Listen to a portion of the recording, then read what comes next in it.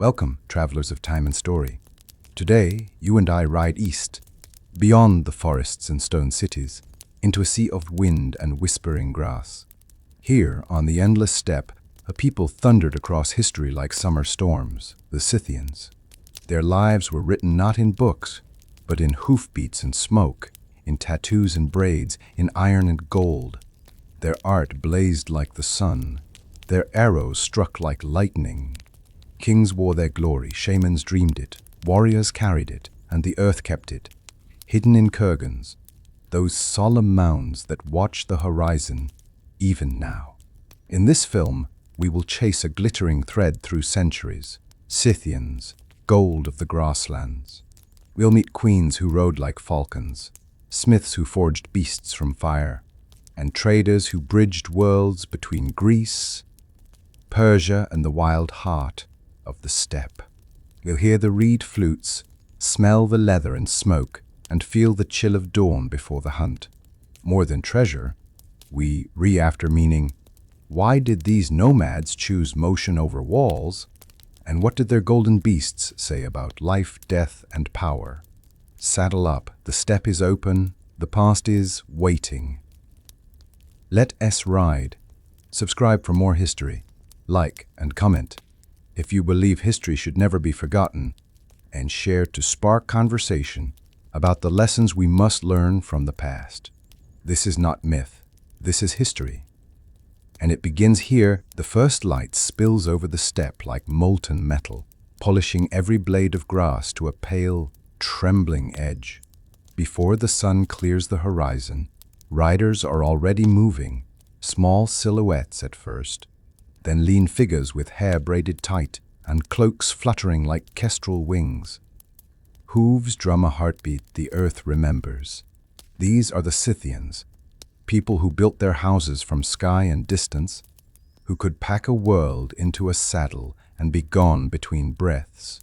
In the half-gloom, a young rider named Ardak checks his reflex bow. Sinew string taut, bone plates nested in dark wood, horn tips gleaming with animal faces carved by a patient hand. His mother, Sarya, cinches a second mount.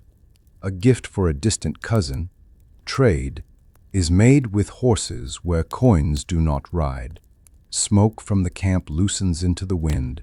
Goat fat, mare-s milk warming, the faint tang of iron. A child laughs. A dog barks 3 times and lies down like a rolled pelt. On the nearest rise stands a mound, the kurgan, smooth and solemn. Somewhere beneath it, gold sleeps against bone, a torc pressed to a throat that no longer speaks, a dagger whose grip still remembers. To the Scythians, the dead do not vanish, they travel. The living keep them company with songs and gifts and the soft percussion of hooves. Ardak nudges forward. From this height, the world looks endless, like a god stretched flat. He sees tracks etching delicate lines through dew. Gazelle, hare, fox. Every path is a story. His people read them as if they were letters.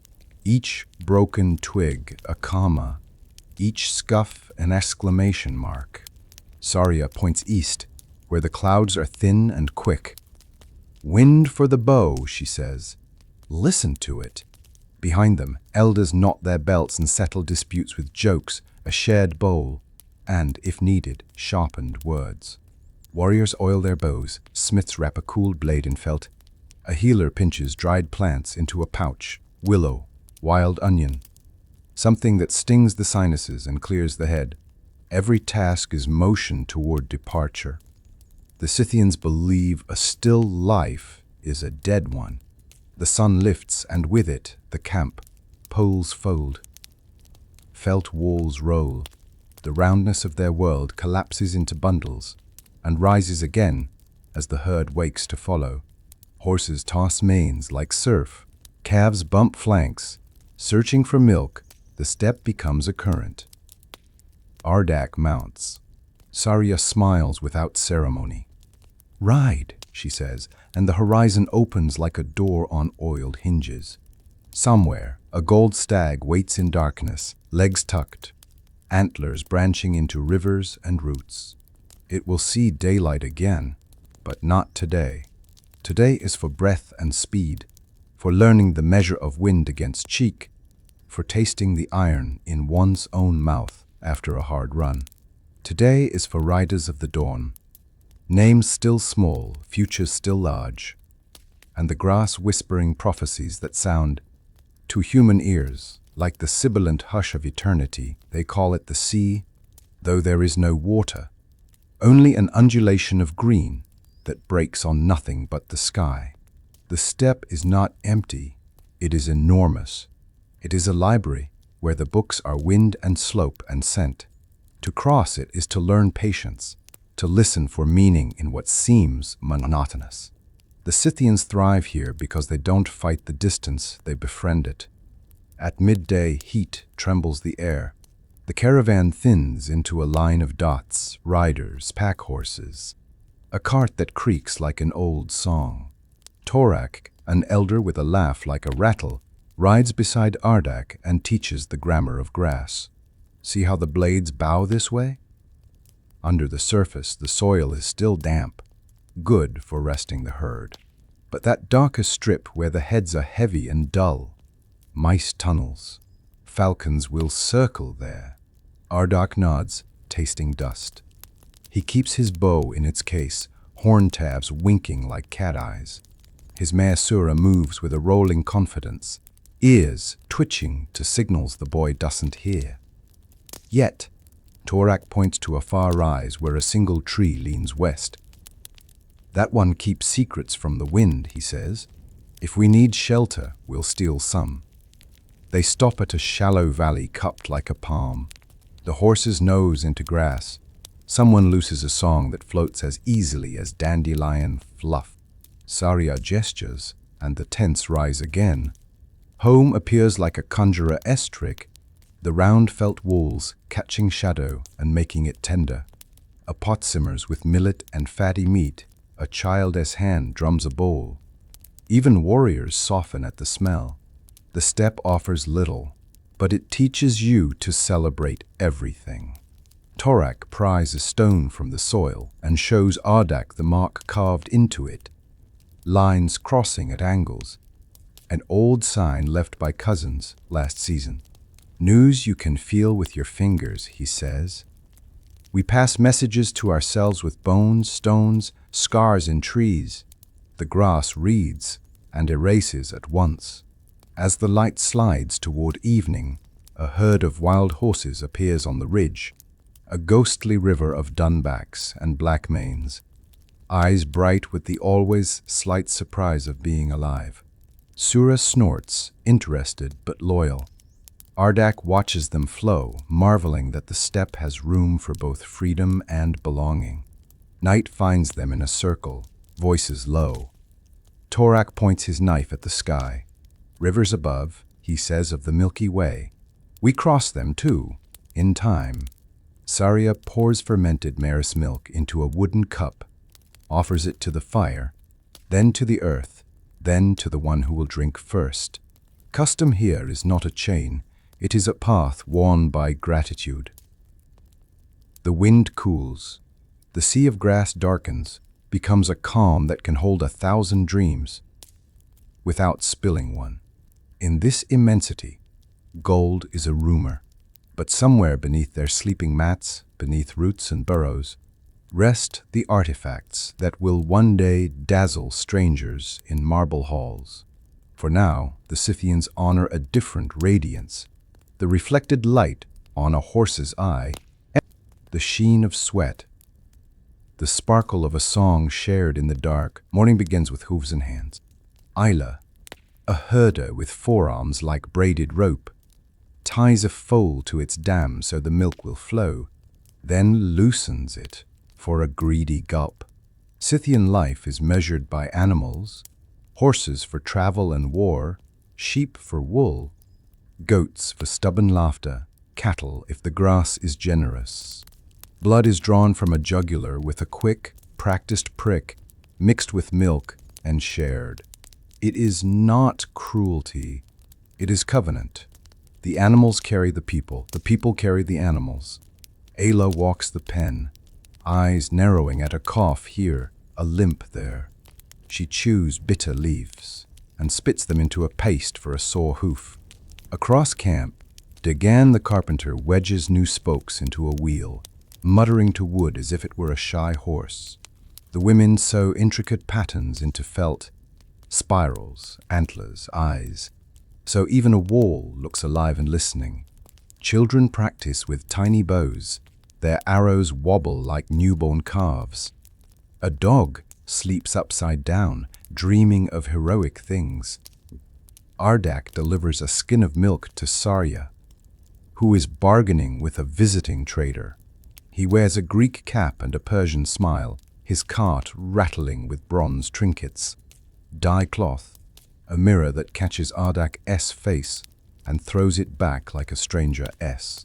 The trader lifts a little gold plaque, a leaping feline, muscles burnished by time. From your cousins, he says, found in a mound where the frost never leaves. Sarya's eyes flicker. They trade 3 fine horsehair ropes and a promise to meet again near the river. At midday, the camp becomes a school. Ayla positions 3 teenagers around a circle of targets, bark slabs painted with running deer. Don't watch the arrow, she says. Watch the breath. Arrow is only breath traveling farther. They loose in rhythm. Thrum, thrum, thrum. And the sound threads the camp like music. Dagan shows Ardak how to read a wheel-s voice. A creak too high means dryness. Too low means swelling. Just right is a purr you feel in the palms. The afternoon ritual is maintenance. Oil leather, check knots, braid manes, men's skirts, tell stories. Torak drops by and tells how a trickster fox stole a hunter's shadow and had to spit it back when the moon complained. Everyone laughs and someone adds a new twist. Stories on the steppe are like roads. Every traveler improves them. Toward evening, a calf is born. There is a hush that is not silence, a reverence made of hands. Ayla's voice turns gentle iron. Breathe, she tells the cow, as if the animal needed reminding. When the calf slides free, steam rises from new life. The camp exhales. A baby cries in human sympathy.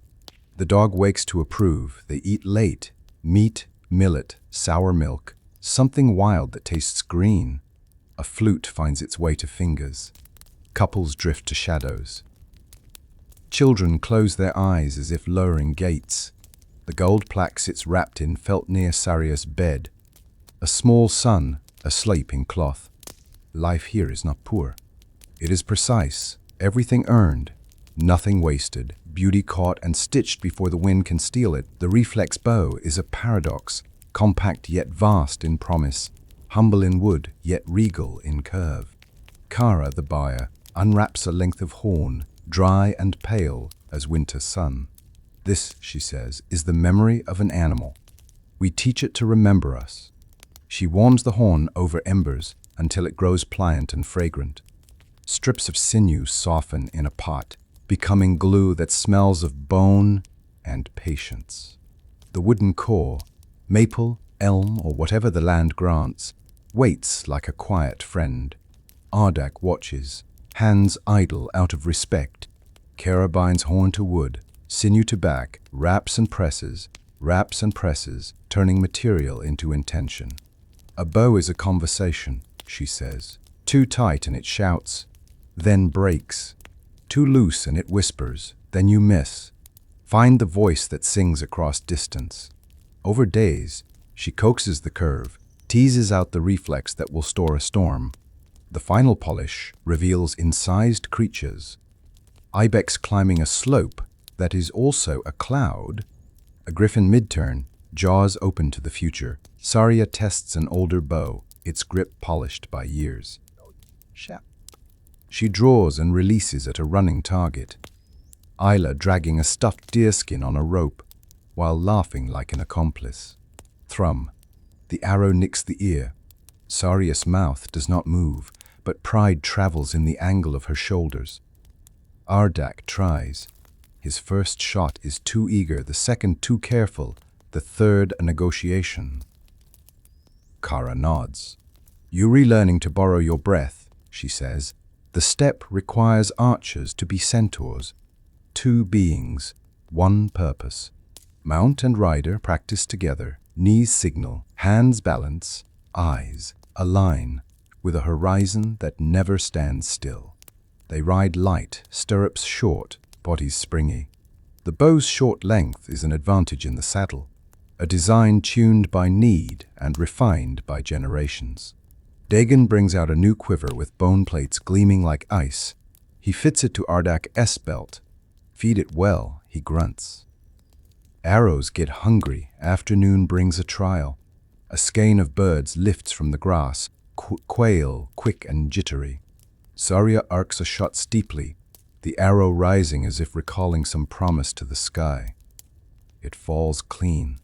The camp will eat more than millet tonight. Ardak tries to match her curve and learns humility. He retrieves his miss without shame. Every arrow is a teacher that prefers to be fetched. Evening, Kara places the new bow across a small fire and speaks to it like a midwife encouraging first breath. The wood sighs. The horn settles. She ties a tag, a tiny gold bead shaped like a bee. "For sting and sweetness," she says. Ardak cradles it, feeling the weight of hours inside a thing that weighs so little. He draws once, gentle, respectful, and the string hums. In that pitch, somewhere between wind and promise, he hears the steppe approving. The bow will sing for him, in battle and in the hunt. It will carry messages through air that words cannot cross. It is both instrument and oath. And when he is older, he will teach another pair of hands to wrap sinew and wait for glue to cure, and the conversation will continue. Gold is the steppe's paradox. The Scythians carry little, yet their dead sleep in splendor. In Ileana's tent, a priest artist whose hands move like flames. Thin sheets of hammered gold wait under felt. She lifts one, a stag with legs tucked beneath, antlers branching into lightning and vines. Its eye is a drop of sun. "This is not an animal," she says softly. "It is a thought about the world. See how the legs fold as if running in a dream? That is how a soul moves between places." Ardak studies the creatures, feline with jaws stretched into fierce geometry, eagle with wings that split into waves, a griffin whose claws are also roots. Ileana shows him how repoussage raises forms from the back, chasing light across the surface until it settles in right hollows. She works with tiny hammers, wooden stakes, bone tools that don't T-scar the metal. Each strike is precise as a heartbeat. She burnishes edges until they blur into brightness. "Gold is soft," she says.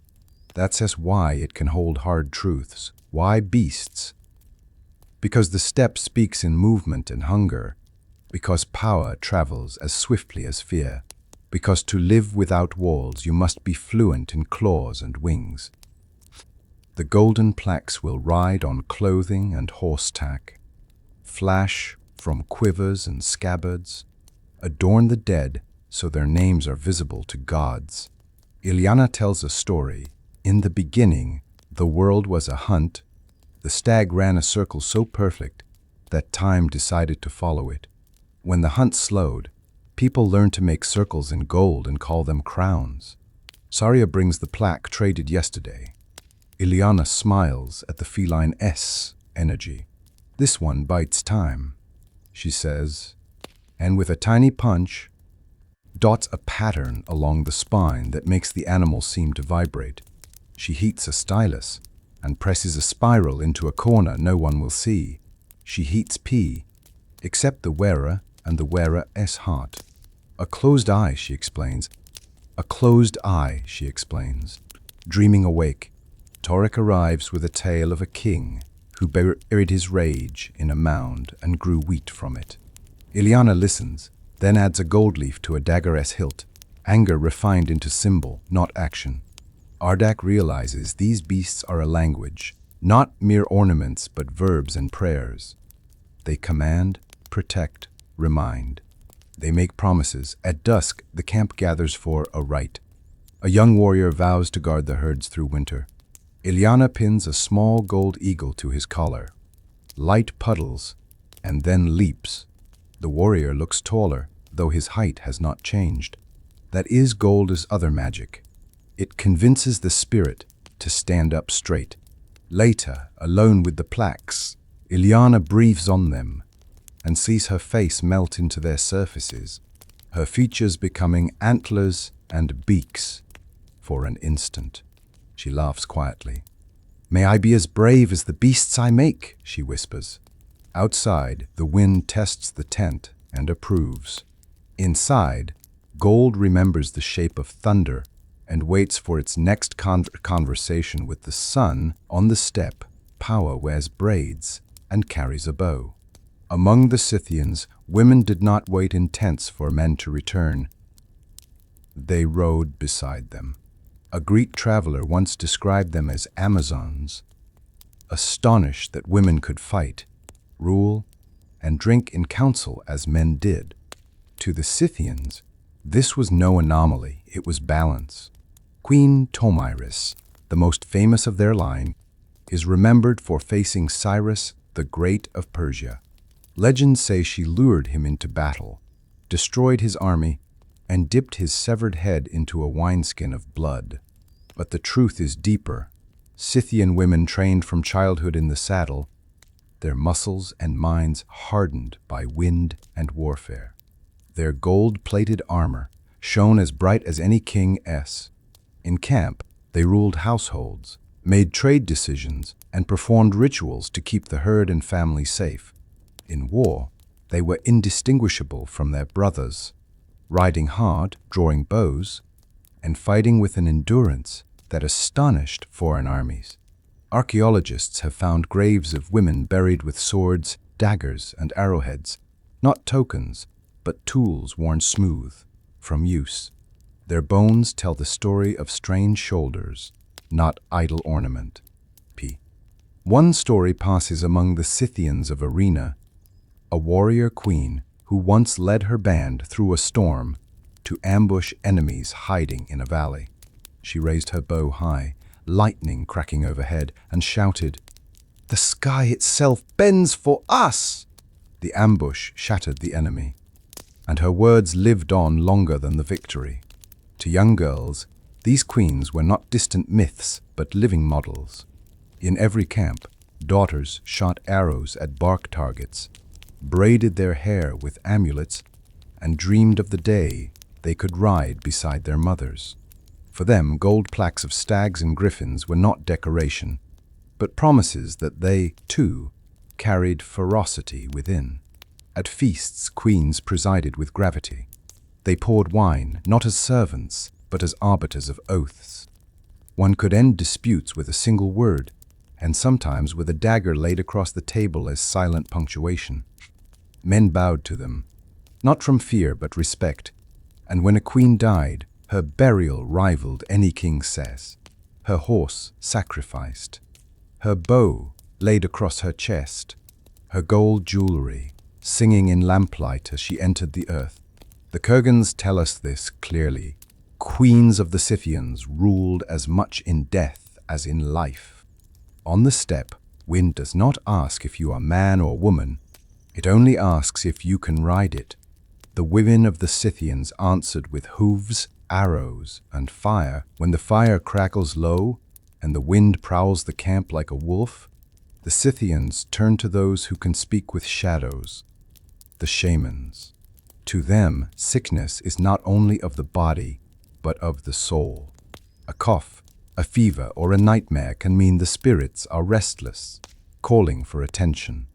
Veira, an elder shaman, steps into the circle wearing a crown of antlers tied with red wool and feathers. Tattoos coil down her arms, inked in patterns of birds and lightning. Her drum, stretched with horsehide, thunders in her hands. Children stare, wide-eyed, as smoke from juniper coils around her, thick and sweet. She sings a low, pulsing chant, her voice weaving with the rhythm until it feels like the ground itself is breathing. Around her the camp quiets. Warriors set down their bows, mothers clutch their infants, and the elders close their eyes. The smoke blurs edges until the tent seems to ripple between two worlds. Vera's body sways, as if carried by a current invisible to others. She sprinkles dried hemp on the fire, and the tent fills with heady smoke. Soon, her breath grows fast and ragged, and her voice breaks into cries that sound like eagles circling overhead. Her apprentice, Olin, beats a smaller drum in counterpoint. Together, they create a path through sound. The Scythians believe this is the road, the bridge for spirits to travel, for answers to arrive. Vera's eyes roll white, and she casts bones carved from deer knuckles. They scatter on the felt ground, each mark a letter in the script of fate. She bends low, reading the cracks and lines, whispering the message. A storm will come, but the herd will grow. Guard the foals, and the spirits will guard you, the crowd exhales. Relief and awe mingle. A young mother presses her baby's forehead to the earth in thanks. Thanks. Warriors nod, already planning how to shield the horses. The road, invisible to most, has given guidance. Later, when the trance breaks, Vera drinks a bowl of Maris milk, her body trembling with exhaustion.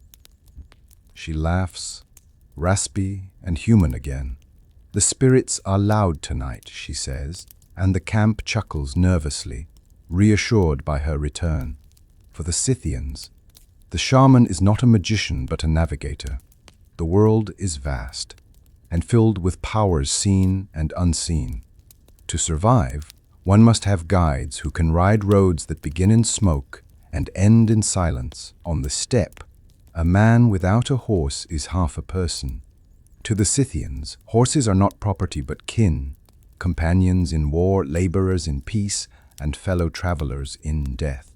Every morning begins with the nicker of horses, the hiss of breath in cold air, and the tug of ropes as foals test their strength. Ayla, the herder, moves among them like a conductor. She whistles, and a dozen heads turn. With quick hands, she braids charms into manes, bits of bone, beads, scraps of dyed wool. For luck, she murmurs, though she knows it is also for beauty. Her favorite mare, Sura, flicks her ears at her voice, pressing muzzle to her shoulder. The bond is deeper than obedience. It is trust woven by years of shared miles.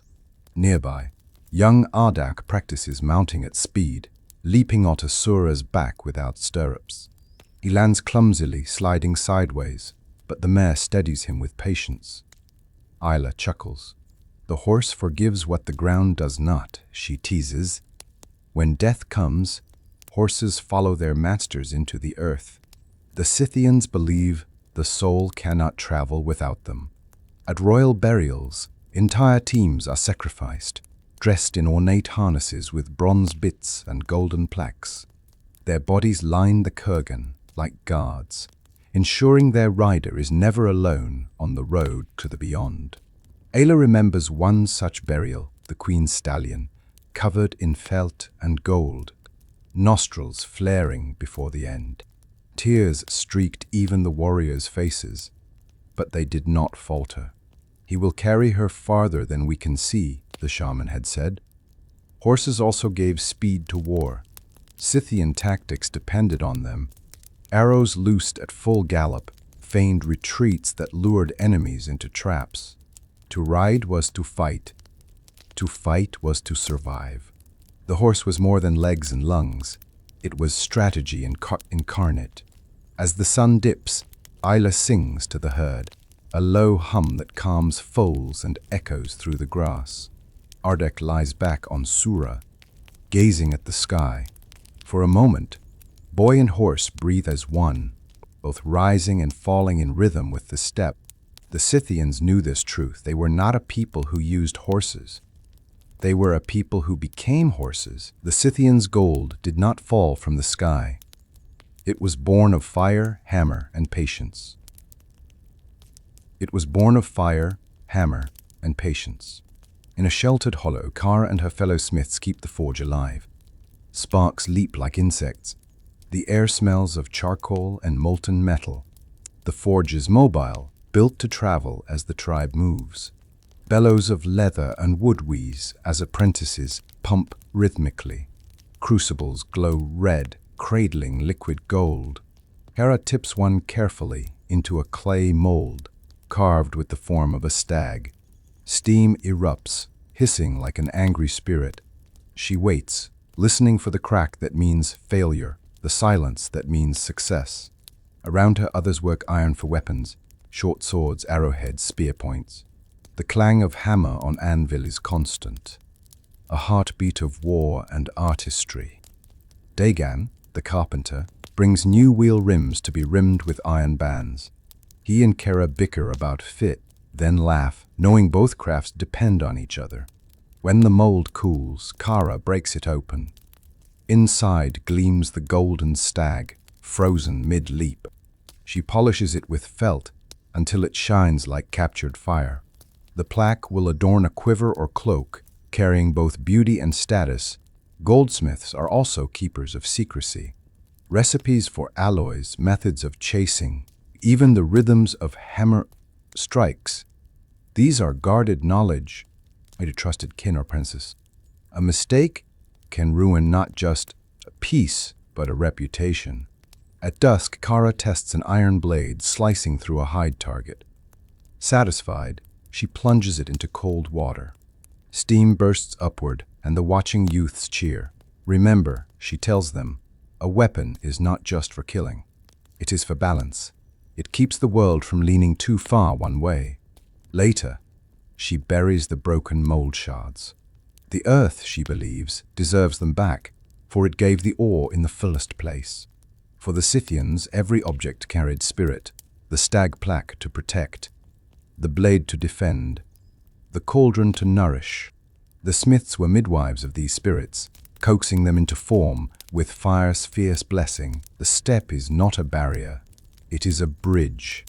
Through it flow goods, stories, and alliances that tie the Scythians to worlds far beyond the grasslands. At a caravan stop along the river, traders gather.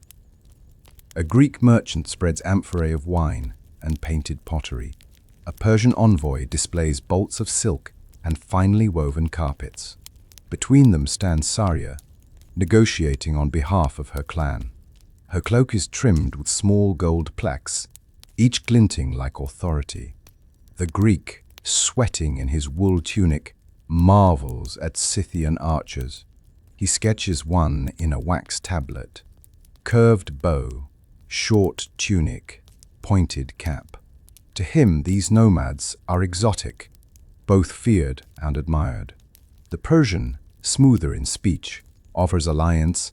Our King Darius values riders who know the land. Serve with us, and your gold will flow like rivers. Saria smiles thinly, not committing. She knows alliances with empires can be traps lined with silk. Around them, barter hums. A Scythian boy tests a bronze mirror, laughing at his warped reflection. Women finger dyed fabrics, their eyes alight. In return, the Scythians offer horses, swift, hardy, priceless, and furs thick as winter night. They also trade knowledge, routes across rivers, signs of water, the best ways to vanish into the horizon. The mingling is more than material. Greek motifs creep into Scythian art. Griffins appear both on pottery and plaques. Persian embroidery influences Scythian cloaks. Ideas travel faster than carts, carried on the tongues of interpreters and the curiosity of artisans. But trade carries risk. A careless word may become intelligence. A gift may hide poison. Saria watches every gesture, every pause. To survive between empires, Scythians must be foxes, clever, swift, and untouchable. As night falls, the traders share a feast. Wine mixes with fermented mare's milk, strange but warming. Oaths are sworn over daggers dipped in drink. Songs rise, blending Greek lyres with Scythian flutes. For a moment, borders blur, and the steppe becomes the center of the world. By dawn, the caravans scatter. Some head east, others west, but all carry the Scythians' imprint, a memory of riders who could not be bought, only bargained with. The wind carries their name farther than gold ever could. Washcho, when the day's riding is done, and the herds are safe, the Scythians gather in the tented circle, where light laughter spill like wine. For a people who live in constant motion, feasts are anchors, moments when time itself slows, and the steppe becomes not just survival, but celebration. Saria presides at tonight's gathering. A cauldron of mutton and millet bubbles in the center. Its steam scented with garlic and wild herbs. Mare's milk ferments in leather bags, hung from poles, shaken by every hand that passes to keep it alive and frothy. The smell is sharp and intoxicating, promising both nourishment and dizziness. Warriors enter carrying their bows, which they lay at their sides in a gesture of peace. Elders are seated first, then honored guests. Wooden bowls are passed, steaming with broth. Fingers grease with roasted lamb. Laughter rises as grease drips onto felt. Torcs, the elder, sings an old hunting song, his gravelly voice shaking like a drum. But the heart of the feast is not food, it is oaths. Cups are lifted, daggers dipped in drink, and promises spoken aloud. One man swears to guard his brother's herd, another vows to avenge a cousin's insult. To drink after such a vow is to seal it with the gods listening. Saria pours a libation onto the earth before raising her cup. To the horses that carry us, she says. The camp echoes, to the horses! The words strike the air like arrows, binding everyone in common breath. Later, games break out, arm wrestling, riddles, and songs where each verse must top the last in wit. Children tumble underfoot, their giggles part of the music. Traders share strange tales from far coasts, islands where the sun barely sets, mountains taller than clouds. By midnight, the tent glows with firelight and sweat. A shaman circles with herbs, blessing the gathering, while couples slip into shadows. The feast is both wild and orderly. Every bowl, every oath, every dance is part of a rhythm older than memory. In the morning, the camp will move again. But tonight, the Scythians feast as if the grass will never wither and the sky will never close. Their laughter joins the wind, and for a few hours, gold itself seems less radiant than the glow of human joy. On the bare skin of the Scythians lives another world, animals, spirits, and myths etched in ink. Tattoos are not decoration. They are protection, memory, and proclamation of who you are. In a quiet tent, Ileana, the goldsmith priestess, now serves as tattooist. Her hands are steady, her tools simple, sharp bronze needles, soot mixed with fat, and a small bone mallet. Isla sits before her, bare-armed, resolute. Today she will take the stag, a symbol of strength and guidance. The firelight flickers as Ileana pricks skin, tapping the pigment deep. Isla winces but does not cry out. Pain is part of the offering, endurance proves worthiness. Children peer from the entrance, eyes wide with fascination. Warriors nod approval. Tattoos mark maturity, the moment one steps into full responsibility. As the design takes form, antlers branching like rivers across Isla's forearm, Ileana chants softly. Each line is not just ink but a path. The stag's legs carry swiftness. Its eyes see truth. Its antlers channel the sky's power. When finished, she rubs herbal salve into the wound. Blood mingles with soot, binding spirit and body together. Later, The camp gathers to admire. Isla raises her arm, showing the antlers that seem to move in firelight. "May the stag run before me always," she declares. The people cheer, not because the tattoo is beautiful, though it is, but because it is alive with meaning. The Scythians believe tattoos also guide souls after death. In frozen tombs, mummies lie with beasts inked across their shoulders and backs, still visible after millennia. These creatures are companions in the journey beyond, proof that identity endures even when flesh turns to dust. Every warrior, every shaman, every mother with a bow carries stories written on their skin. The steppe itself becomes a gallery. Each rider, a moving manuscript of the people's myths. The Scythians were not builders of walls. They were breakers of them. Their raids struck like storms, fast and merciless, vanishing before enemies could strike back. At dawn, Ardak rides with a warband. Horses snort steam into the cold air. Arrows clatter in quivers. Faces are painted with soot, hair braided tight for battle. Ahead, smoke rises from a distant village. Swift as thunder, Torcs whispers, his old eyes gleaming. The riders fan out, galloping low across the grass. Their tactic is simplicity itself: shock, speed, confusion. Arrows rain before the enemy can even draw swords. Ardak looses from horseback, the bowstring thrumming like a storm wind. Screams rise, doors slam. But the Scythians are already turning, circling, striking again. They take horses, furs, and captives. But equally, they leave terror, the knowledge that no wall can stop them, no army can catch them. It is not cruelty but strategy. Fear itself becomes a weapon. One raider, Naria, leaps from her horse, torch in hand, and sets a storehouse aflame. Flames roar upward. Smoke blinds defenders. She remounts in a heartbeat, laughing like lightning. Ardak follows her lead, driving cattle toward the steppe. Within hours, it is over. The village smolders, its inhabitants dazed. The Scythians vanish like mist, hooves drumming into distance. No battle line, no prolonged siege, only thunder rolling across the grass, leaving silence behind. That night, they divide spoils. Horses are counted, weapons inspected, captives questioned. Saria oversees, ensuring fairness. The loot is not merely wealth, it is survival, ensuring her people endure another season. The raid is not without cost.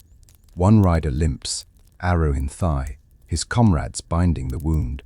But the spirits of the band are fierce, their laughter shaking the night. They know that to ride like thunder is to live larger than fear. Without cities or courts, how do the Scythians keep order? Their law is woven into tents, feasts, and oaths. Justice is not written but spoken, carried in memory like a song. In the center of camp, a dispute arises. One man accuses another of stealing a prized mare. Voices rise, fists clench. Before blows can fall, Torcs raises his staff. "Bring it before the tent," he commands. The accused and accuser kneel on felt before the elders. The law is simple but binding: restitution, reconciliation, or exile. Gifts are weighed, oath demanded. Torcs listens as both sides argue, then calls witnesses. At last he decrees, return 2 horses in payment, and share a bowl to seal peace. The camp breathes again. The guilty man bows his head, hands over reins. The accuser accepts, then drinks with him. The quarrel dissolves into laughter, the air lighter than before. Exile is rare, but feared. Without the tent, a man has no protection, no people. Scythian justice is not about punishment, but balance. Every wrong tips the world. Law restores its level ground. The tent becomes a court, the elders its judges, the people its jury, and above all, the gods are watching. To break an oath sworn before fire and sky is to risk more than exile. It is to invite the wrath of spirits who remember longer than men. Childhood on the steppe is a school without walls. From their first steps, Scythian children are trained to balance on horses, string bows, and read the language of grass and sky. Morning begins with games.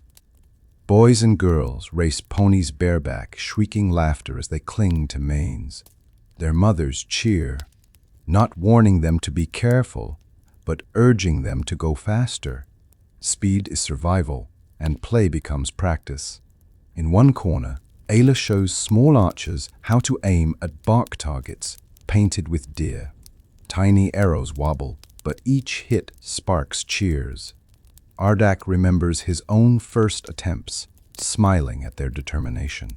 Children also learn through stories.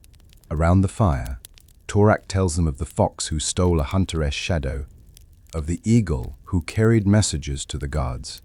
Each tale hides a lesson: cleverness, endurance, courage. The children repeat them, weaving memory into identity. Not all lessons are easy. A boy falls during a race, scraping his arm bloody. His mother does not fuss. She washes it with herbs, ties cloth, and places him back on his pony. Tears dry in the wind. Resilience is the greatest inheritance. At night, the children sleep close to the fire, dreaming of stags and storms.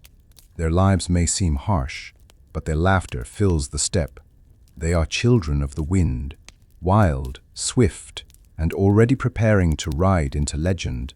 The camp falls silent when a leader dies. The Scythians believe a king does not merely perish, he begins a journey into another horizon. His people must prepare him with honor, wealth, and companions, so he can rule in the afterlife as he did in life. The body is laid on a wooden platform. His face is washed with mare's milk, his beard combed, and his hair braided as if for a feast. Gold torcs gleam around his neck, armlets heavy on his wrists. His bow and sword are placed across his chest. A final embrace of power. Saria, solemn and veiled, oversees the ritual. She directs warriors to bring the king's favorite horses, their manes braided with red wool. Each horse is led gently, their eyes reflecting firelight. They will follow their master, carrying him beyond death. Women sing laments, low, mournful, rising and falling like wind over grass. Torak chants prayers, sprinkling herbs on the body. He tells the people, our king does not leave us. He rides ahead to prepare our way. The mourners strike their arms with knives, letting blood drip onto the earth. Their pain becomes his escort. A feast is held in his honor. Warriors drink deeply, swearing to carry his memory. The shaman sprinkles hemp on the fire, and visions rise in smoke. Stag, eagle, storm, signs that the spirits accept the offering. At dawn, the body will be placed in a chamber dug deep, surrounded by treasures, golden plaques, iron weapons, rich fabrics, even servants and horses sacrificed to serve him. The mound will rise above the steppe, a beacon for generations. For the Scythians, death is not an end but a departure. Their king rides on, his gold blazing in the dark, his people bound by grief and pride. Once the king's body is prepared, the people turn to building his eternal home, the kurgan, the great burial mound. These monuments, rising like hills across the steppe, are both graves and messages, signs that power still breathes beneath the earth. Workers cut timber to form a chamber. Logs are dragged by oxen, fitted into walls and ceiling. Inside, carpets and embroidered textiles soften the floor. The body, dressed in gold and leather, is laid in the center. Around him are arranged weapons, vessels, jewelry, and plaques shaped like beasts, treasures for his spirit's journey. Horses are led down into side chambers. Their bodies are adorned with bronze gear, some wearing masks shaped like rams or griffins. Their sacrifice is solemn, their stillness eternal testimony of loyalty. Servants, too, may follow, chosen to serve their master in the beyond. Saria directs the placement of treasures. Ardak, eyes wide, carries golden plaques and sets them carefully near the king's head. Torak recites prayers, sealing the chamber with words as strong as logs. When all is ready, the chamber is closed. Earth is heaped higher and higher until the mound stands proud against the horizon.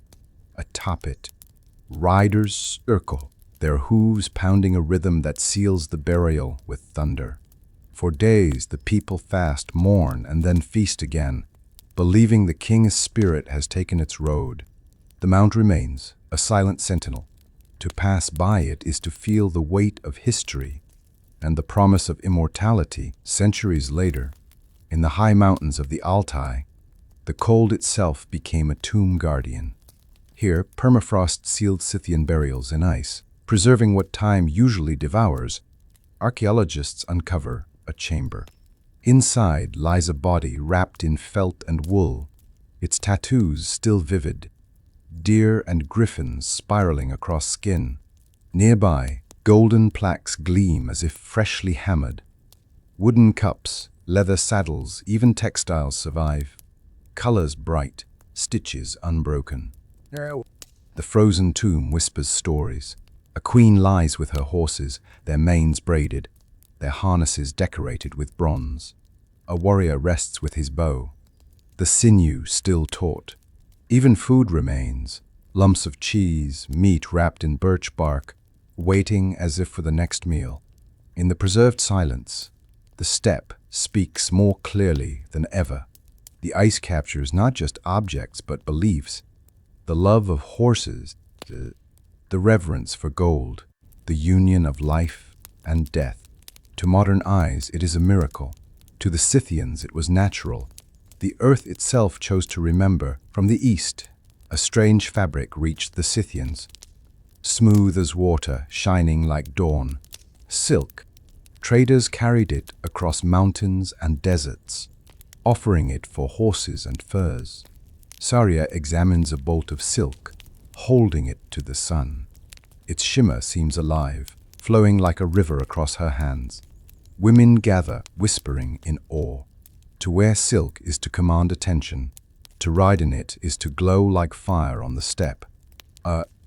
Scythian artisans adapt it to their needs.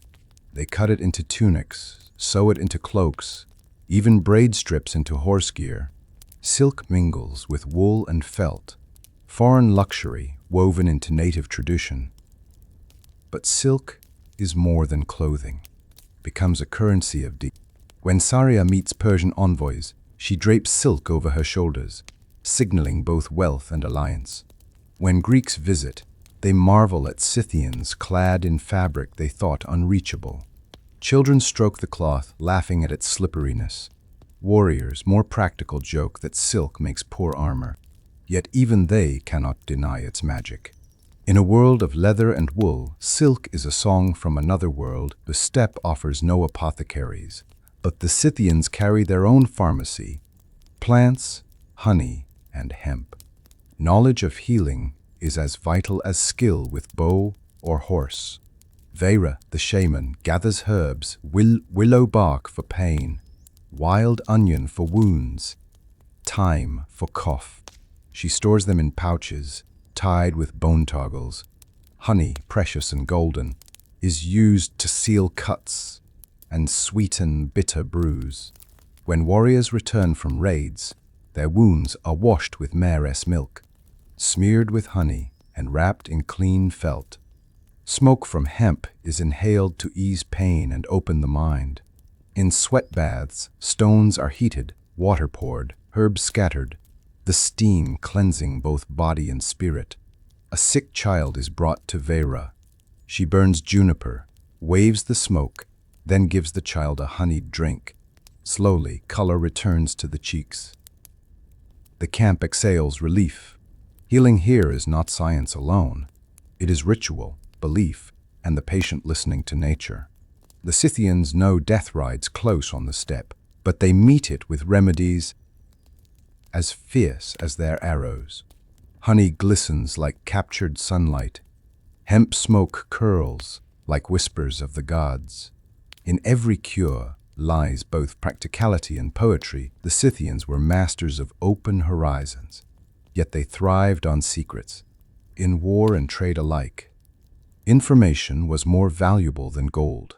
Their spies were swift riders, disguised traders, and silent watchers who melted into the grass. Naria, a young warrior woman, rides at dusk in the garb of a merchant. Her cloak hides her quiver. Her horse carries bundles of furs. She approaches a foreign camp, blending in as though she belongs. Her eyes scan everything: the number of tents, the position of guards, the direction of smoke. Every detail is a weapon. Spies are trained to disappear, into reed beds, into crowds, into shadows.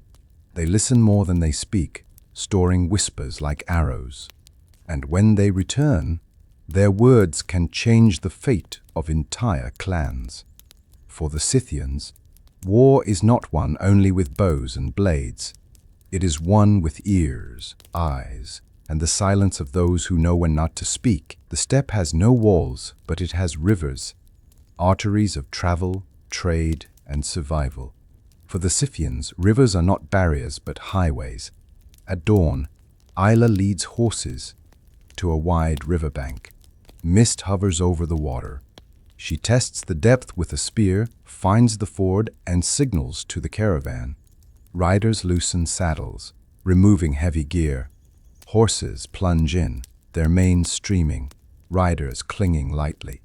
On the far bank, men lash logs into rafts to carry carts and cauldrons. Children squeal as water splashes. Mothers clutch bundles high.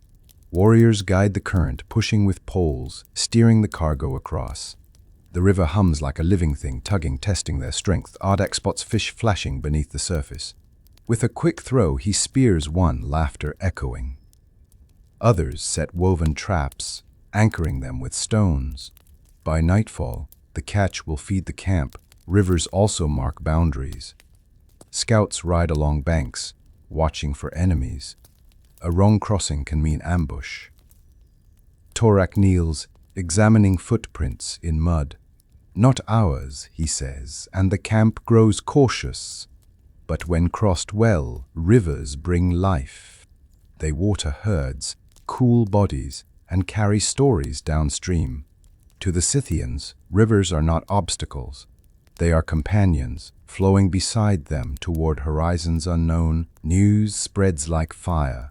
The Persians are coming. King Darius, ruler of an empire vast as the sky, marches with tens of thousands to break the nomads who will not bow. Scouts ride hard into camp. Their banners darken the horizon, they warn.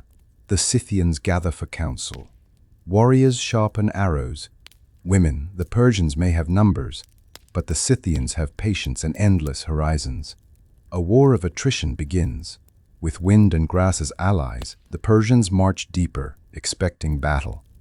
But the Scythians give them only shadows. Villages are empty, wells poisoned, fields smoldering. The enemy grows weary, their lines stretched thin, their supplies dwindling. By day, the Scythians vanish. By night, they strike. Naria leads a band of horse archers who rain arrows into the Persian camp, then vanish before the soldiers can mount a counterattack. Their torches leave trails of fire that confuse and terrify. King Darius grows furious. He sends envoys demanding the Scythians fight honorably. Saria sends back a reply: a bird, a mouse, a frog, and arrows. The Persians puzzle over the meaning. Torak explains, if they cannot fly, burrow, or swim, they will die by our arrows. The Persians pursue, but the Scythians retreat farther, drawing them deeper into exhaustion. Horses falter, men curse, supply wagons rot. In time, Darius realizes the truth. He cannot conquer what will not stand still. When he finally withdraws, the Scythians ride behind him like wolves, harrying, mocking, alive. Victory is not in crushing the enemy. It is in refusing to be crushed. The greatest victory is sometimes invisibility. The Scythians knew this truth better than any empire. Their art was not in taking cities, but in never letting cities take them. Saria addresses her people after Darius's retreat. We win not by walls, but by winds. No empire can hold the steppe. Cheers echo, warriors raise bows in salute. The strategy is immortal, mobility. Camps vanish overnight, leaving only flattened grass. Fires burn low, erasing traces. Scouts mislead pursuers with false trails. Herds move like rivers. Impossible to dam, Ardak reflects on the lesson. We rode, we hid, we struck, we lived. That is our triumph. Toraks adds, the strongest fortress is the horizon itself. The Persians return home defeated, their armies intact, but their pride shattered. Historians will puzzle over how nomads humbled an empire. But the Scythians know freedom is the art of not being conquered. Their legacy is not in monuments of stone, but in the silence of empty plains where enemies once searched in vain. The grass grows back, the wind moves on, and the Scythians ride, untouchable, eternal. To the Greeks, the Scythians were both fascinating and frightening. Traders, soldiers, and storytellers carried tales of these nomads across the Black Sea, where they entered painted pottery and written histories. In Athens, a vase painter dips his brush, sketching the curve of a short bow and the pointed cap of a rider. His models are Scythian mercenaries serving in the city, guarding marketplaces and temples. They speak little Greek, but their presence leaves an impression: exotic, skilled, dangerous. Back on the steppe, a Greek traveler named Cleon sketches Ardak and his companions. He marvels at their clothing: tight trousers for riding, patterned tunics, leather boots. Practical, he mutters, noting how different they are from his flowing Greek robes.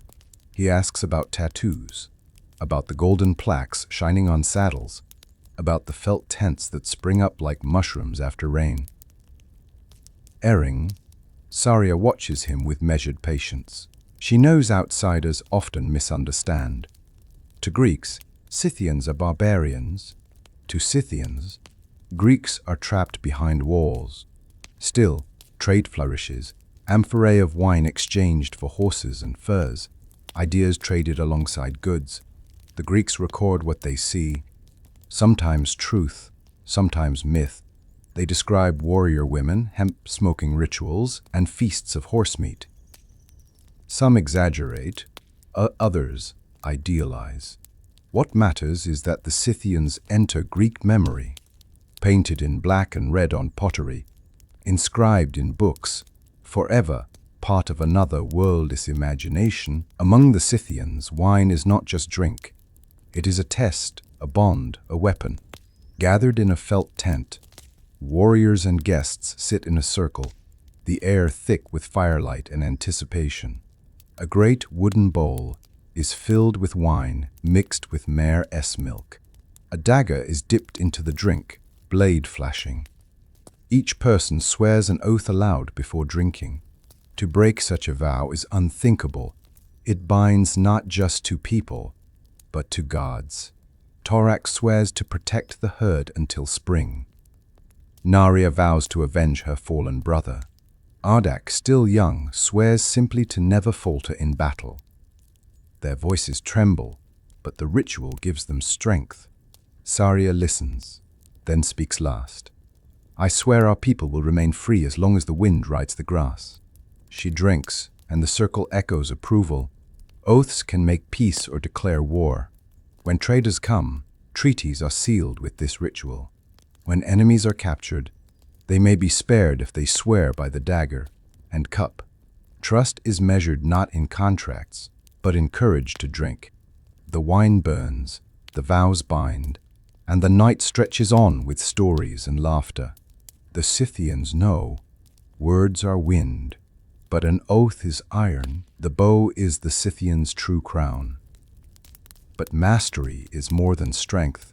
It is knowledge passed from hand to hand, generation to generation. Kara, the buyer, teaches Ardak the hidden art. Do not fight the bow, she says. Breathe with it. She shows him the thumb draw, the unique Scythian grip that allows greater power and speed. His fingers fumble, the string bites, but slowly the rhythm comes. Mondin on his mare, Ardak learns to twist his body, loosing arrows while galloping sideways. He aims not at targets, but at moments, timing the release with hoof beats, letting the arrow become part of the horse's stride. At practice, warriors perform feats, shooting backward while fleeing, striking moving targets, loosing 3 arrows in a single breath. Children watch with wide eyes, dreaming of the day their turn will come. The secret is not in muscle, but in marriage of breath, balance, and bow. Ardak learns to exhale as he releases, letting the arrow fly with the wind itself. His shots grow truer. The bow sings. For the Scythians, the archer's secret is survival, the art of becoming wind and thunder, unseen until the strike. Winter comes swift on the steppe, a white sea swallowing the grass. The Scythians prepare by thickening felt tents, storing food, and gathering close. Snowdrifts pile around the camp, but inside tents warmth glows. Fires crackle, cauldrons steam with stews of meat and millet. Children skate on frozen rivers with bone skates strapped to their feet, laughter echoing in the cold air. Ayla stitches heavier felt walls, her needle flashing. Torcs sharpens blades, preparing for raids, even in snow. Warriors oil their bows, ensuring sinew does not crack in the dry chill. Evenings are for stories. Elders recount past battles, shamans tell visions. Ardak listens, wrapped in furs, dreaming of spring hunts. Outside, wolves howl, but horses are tethered near, their breath steaming. Winter is both hardship and gift. It slows travel, but it also guards the camp. Enemies rarely venture deep into snow, while Scythians thrive, hardened by endurance. In the hush of falling snow, the steppe feels eternal, as though time itself sleeps beneath the frost. When the snow melts and the steppe opens again, the Scythians celebrate with games that test strength, speed, and cunning. Festivals bring clans together, turning rivalry into pride. In the open field, wrestlers lock arms, their bodies straining like bulls. Bulls. The crowd cheers, stamping feet in rhythm. Winners are crowned with torcs or gifted horses. Mounted games follow. Riders lean low, snatching rings or spears from the ground at full gallop. Naria performs the feat flawlessly, rising with spear in hand, her horse thundering applause. Ardak tries and nearly falls, laughter and encouragement chasing him as he remounts. Archery contests test accuracy and speed. Targets painted with stags and wolves are riddled with arrows. The best archer earns a golden plaque, symbol of both honor and divine favor. Children join smaller contests, pony races, riddles, songs. Even elders compete in storytelling, spinning tales that twist and surprise, proving wit is also strength. As the sun sets, fires blaze, and prizes are awarded. The games remind everyone, Scythians are not only warriors, but athletes, artists, storytellers. To live on the steppe is to compete, but also to celebrate. No symbol glows brighter in Scythian memory than the golden stag. Found in burials across the steppe, the stag is not merely art. It is a vision of life, death, and renewal. In her tent, Ilyana, the artisan polymath, polishes a great plaque of hammered gold. The stag lies with legs tucked beneath its body, yet its antlers reach like rivers to the sky. Its muscles ripple with tension, as if caught mid-leap into another world. She explains to Ardak the stag does not run away, it runs between. It carries souls across the threshold. During a ritual, warriors gather as the stag plaque is displayed. Light catches its curves, and for a moment the beast seems alive. Children whisper, believing they see it breathe. Elders chant stories, how the first Scythians followed a golden stag into the grasslands, how its antlers are the branches of the cosmic tree connecting earth to sky. The stag appears on shields, quivers, jewelry. Each is slightly different, but carries the same essence: swiftness, endurance, grace. To wear the stag is to declare loyalty to the path of courage. For the Scythians, gold is not wealth alone. It is memory made visible, and the golden stag is the memory that runs forever, the case forever. The forge, every plaque, dagger hilt, and quiver plate of the Scythians speaks in beasts. Lions devour deer, griffins claw stags, eagles strike hares. This animal style is more than art. It is a philosophy. In camp, Ileana spreads plaques on felt, snarling cats, twisting snakes, birds mid-flight. She arranges them like words in a sentence. Ardak and Naria watch, curious. "See how predator meets prey," she says. "It teaches us balance. Strength is nothing without humility. Hunt and hunted keep the world in motion." Naria points to a griffin tearing at a stag. "Then this means destruction?" Ileana smiles. "Not destruction, transformation. The stag dies, the griffin lives, and the cycle continues. Gold remembers both." Children copy the plaques onto sand with sticks, practicing curves of antlers and wings. Elders nod, pleased. The language of beasts is taught like letters of an alphabet, a way of reading the world. The Scythians do not carve their history in stone. They write it in gold and skin, in beasts locked in eternal struggle, teaching that all power is borrowed, and all lives are bound together. Justice among the Scythians is not blind, it is weighed. When disputes arise, gifts of gold, horses, or cattle are offered as restitution, carefully measured to restore balance. A theft is discovered, one man has taken another's prized bow. The camp gathers. Torak, staff in hand, calls for the portable scales. A small balance of bronze is set upon felt. Into one pan go plaques of gold, payment from the guilty.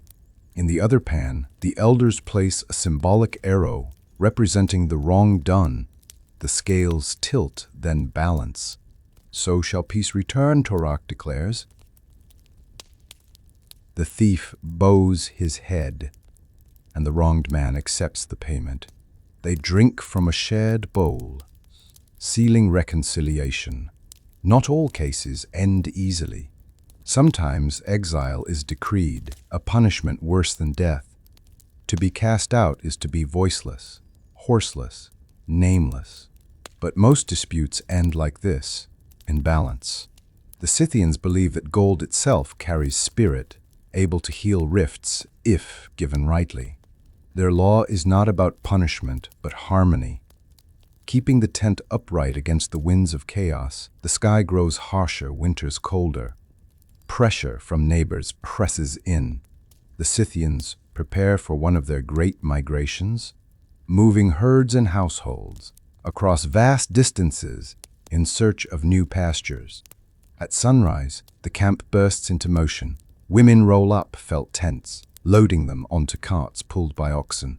Warriors drive herds forward, the earth trembling with hooves. Children ride ponies, shrieking with excitement. Elders look back at the old camp, sorrow in their eyes. Saria rides at the front, her cloak billowing like a banner. Ardak rides beside her, proud yet anxious. "Will we find better lands?" he asks. "The horizon always holds more," Saria replies. The caravan stretches for miles, carts piled with goods, herds streaming like rivers, riders scouting ahead. At night, fires dot the plains like stars fallen to earth. Songs rise to keep spirits high. Mygal is perilous, rivers to cross, strangers to outwit, storms to endure. But it is also hope, the promise of grass fresh and green, of survival for another generation. The steppe does not allow stillness. To be Scythian is to follow the wind wherever it leads. Change always comes on the wind. From the east ride new peoples, the Sarmatians, kin yet rivals, whose rise casts a shadow over Scythian lands. Scouts return with news. Sarmatian riders approach. Their lance is longer, their armor heavier. They are fierce, their women also warriors, their customs both familiar and foreign. Saria calls a parley. On a neutral hill, Scythians and Sarmatians face each other, banners snapping in the wind. Naria grips her bow, ready for betrayal, but Torak warns patience. The leaders exchange gifts, horses, torcs, golden plaques. Words are careful, edged with rivalry. For now, peace holds. But everyone knows it is fragile. The steppe is wide, yet not wide enough for two powers forever.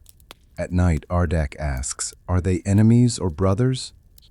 Saria answers, "Both. The steppe breeds neither friends nor foes, only neighbors. How we live with them will decide our fate." The Sarmatian shadow grows. In time, it will overtake the Scythians. But in this moment, two peoples stand face to face, mirrors of each other, each a reminder that no empire lasts forever. The Scythians did not only roam the endless steppe, their trails reached into the Caucasus, where jagged mountains tore the sky and rivers cut deep gorges. Here, life was different, cliffs instead of plains, fortresses instead of tents. Yet the Scythians left their mark.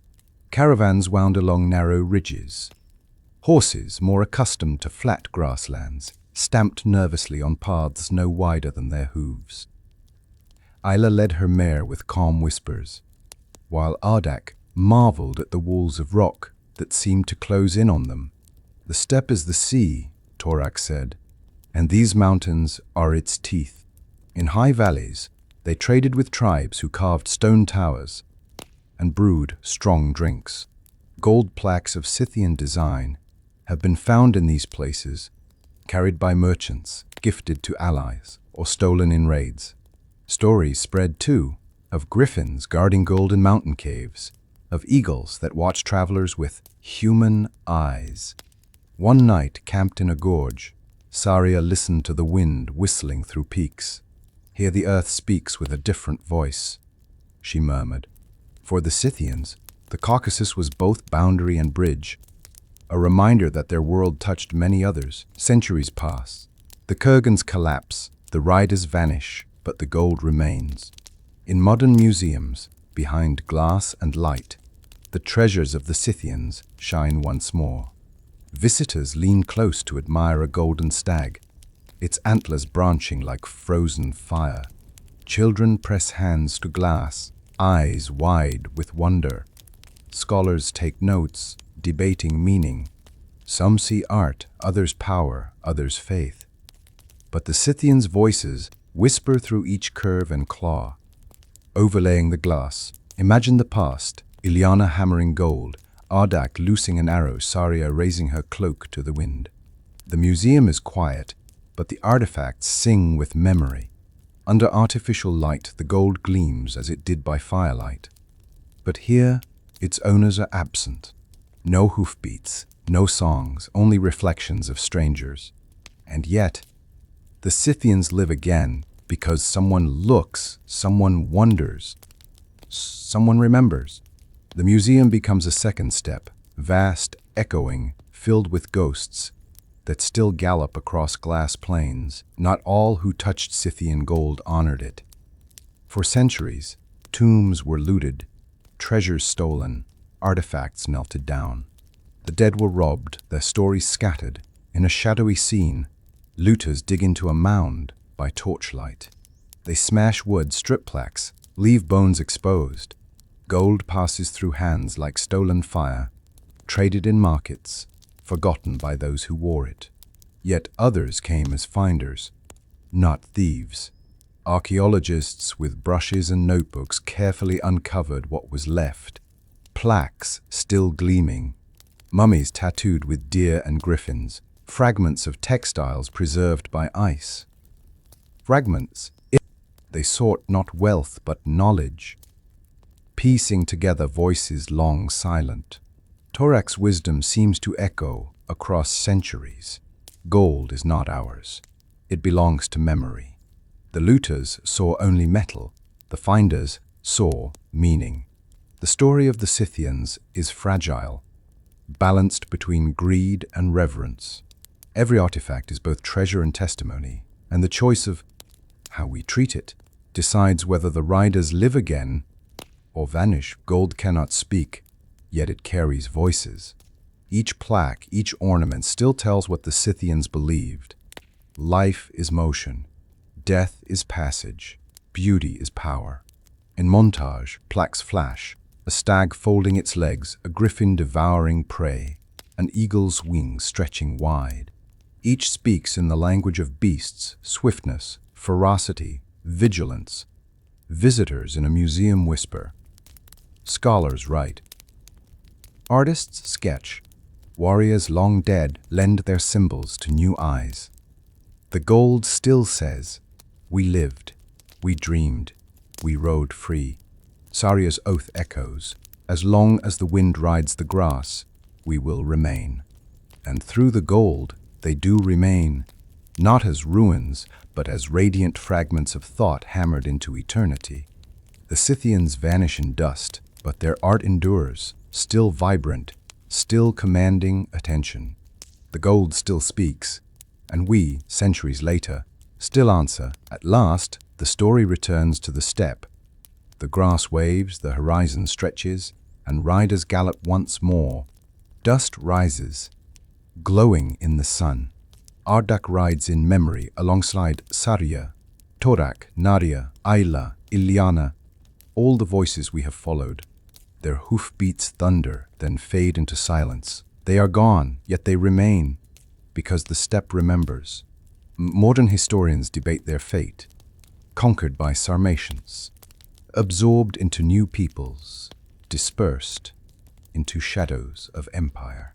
But the truth is simpler. They endure in spirit. Every golden plaque, every tattoo, every tale of queens and warriors carries their legacy. The Scythians taught us that freedom is movement, that wealth is meaning, that power is beauty. They lived as riders between worlds, never conquered, always remembered. As the sun sets, riders vanish into amber dust. The mound stands on the horizon, a silhouette against glowing sky. The wind whispers across the grass, carrying their eternal refrain. We are the riders of the steppe. We are the gold of the grasslands. We're Forping, H. If you listen closely, the steppe is still speaking. It speaks in hoofbeats that never quite fade, in wind that remembers tents and songs, in the stubborn shine of gold pulled from the dark. The Scythians knew something we keep forgetting, that strength is not a wall but a way, not a fortress but a rhythm. They mastered distance without losing closeness, rode into danger without abandoning tenderness, and shaped beasts in gold to remind themselves that power, to be worthy, must also be beautiful. As we leave them, the riders shrink to shadows, then threads, then dust. Yet a plaque glows in a case, a bow hums, in a reenactor's hand, a story crosses a language it never knew before. That is the true hoard, the meanings that survive the melting of time. If this journey lit a spark in you, carry it, share it. Look for the animal inside every emblem, the human inside every legend, the song inside every silence. The sea of grass is far, but the lesson is near. Live with courage, move with grace, and let your gold, whatever it is, speak for you when the wind is too strong for words. Once, thank you for riding with me. Enst.